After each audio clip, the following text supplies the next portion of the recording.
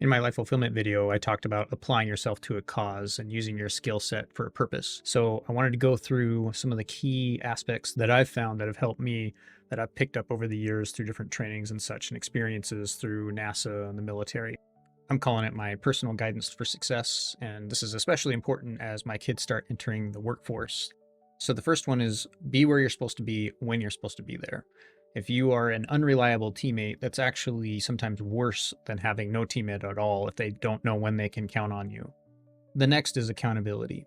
Make sure that your team can always know where you're at and when you're there during hours that they would expect to be able to find you. So for my workplace, it's generally some sort of work calendar, making sure that my team can view all the details of my calendar and see where I'm at. The last thing you want to do is for anybody to start sowing the seed of not knowing where you're at and wondering if you are sloughing off somewhere. And even just the slightest bit of indication of that can start to grow that seed. Bring attention to problems and issues immediately. The sooner that you share whatever the issue is with your team and your supervisors, the sooner you can start working as a team to solve whatever the problem is. Even if you're the cause of it, don't be afraid to be the bearer of bad news, because the sooner you bring it forward, the sooner you can start solving it. Inform your supervisors of information that they'll need to know in a timely manner. The sooner you get to them the pertinent information, the better. The last thing you want is for your supervisors to be blindsided by another angle of finding out information before you have the chance to tell them. This happens fairly frequently in various workplaces. So the sooner you can just address the issue or present the information, the better. Make sure you meet the deadlines that are given to you, or if you're not going to meet them, you immediately, as soon as you know that you're not going to, inform the right people so that they can be worked around. Oftentimes, a deadline for a particular person is just one part of a larger puzzle, and that one missed deadline could have cascading negative impacts. So make sure you keep people informed as soon as possible when you're missing them. One of the key things that I see a lot of people mess up is when it comes to when you have to lead a meeting. If you're responsible for a meeting, make sure that it's ran efficiently, on time, and on topic. A lot of people struggle with this, and you'll find a lot of people that love to derail meetings. The best leaders are capable of tactfully keeping it on topic and on time without necessarily frustrating and angering the people in the meeting.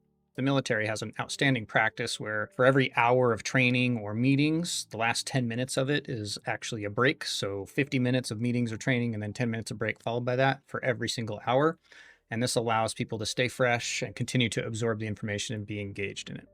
When you're briefing information or presentations, stay within your allotted time and stay on topic. Oftentimes people will run past their time limit and it will have cascading negative effects on the entire schedule. Another key one that I see a lot of people mess up is communicating concisely and to the point. Your boss and your peers don't need a novel about all the things that you've been doing. They want to know the specific pieces of information that are pertinent to them, that they need to be aware of in order to continue whatever the team's working on.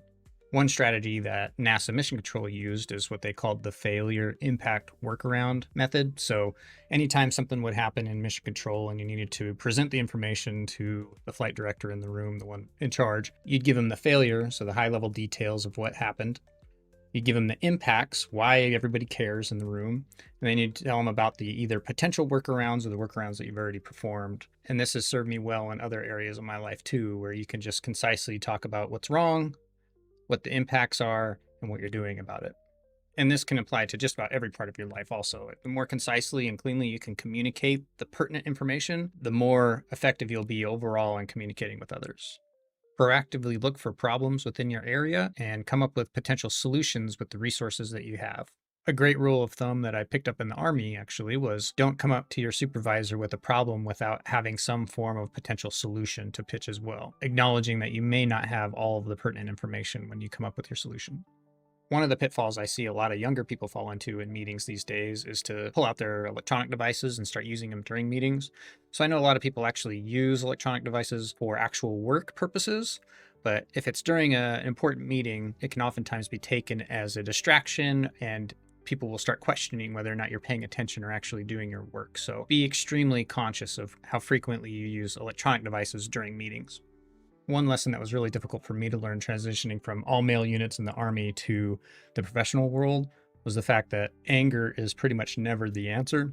When other people start to get frustrated in meetings and become emotionally charged, oftentimes I feel the natural need to match that energy.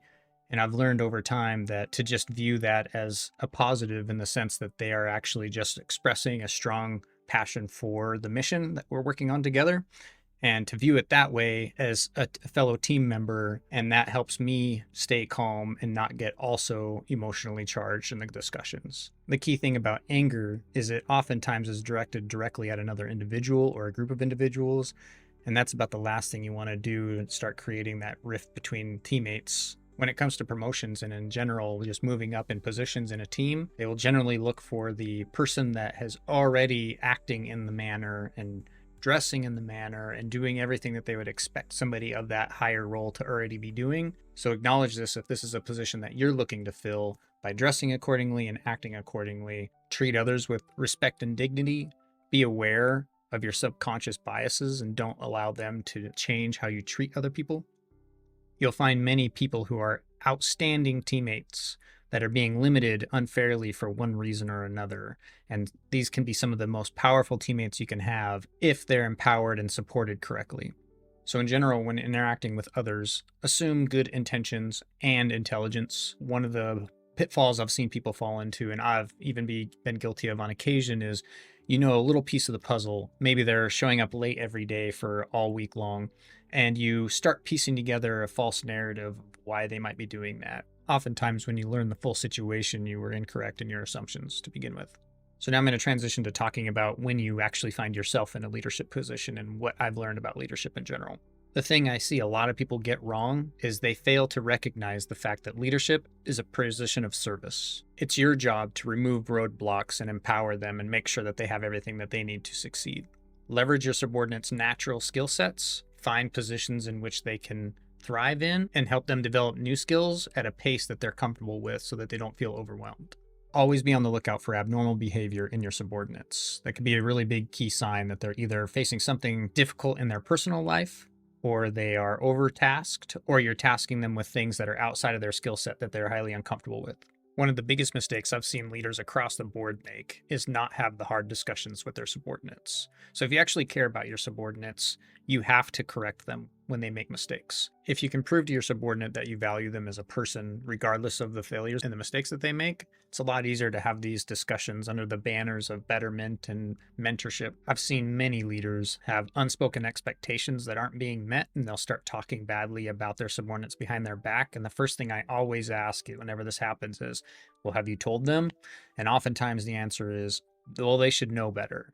But the reality is you don't know that. People come from a wide variety of different backgrounds. This was particularly true in the Army, and you can't just assume that they know better.